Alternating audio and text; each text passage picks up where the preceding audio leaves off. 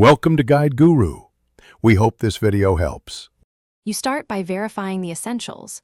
Confirm the SIM is correctly seated and account activation is current, because a dead or inactive SIM blocks service. Next, power cycle the T-Mobile Wi-Fi box, unplug the power, count 30 seconds, then plug it back in.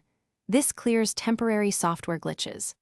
Once done, position the device on a flat, elevated surface away from microwaves or metal to reduce interference, and make sure LEDs begin their normal boot sequence before moving on. You now confirm network-level health.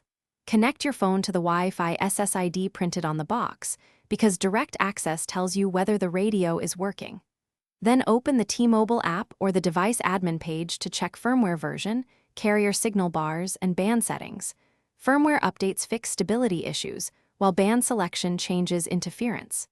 If local congestion is high, switch to 5 GHz or change channels, and make sure to restart the box so new settings fully apply. You finish with advanced steps to restore service.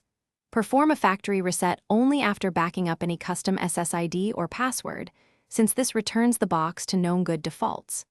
Inspect antenna ports and attach a compatible external antenna if signal strength is weak, because gain can make the difference in fringe areas.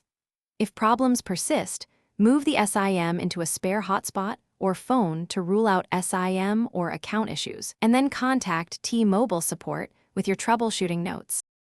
Thanks for watching. Consider subscribing if we helped you today.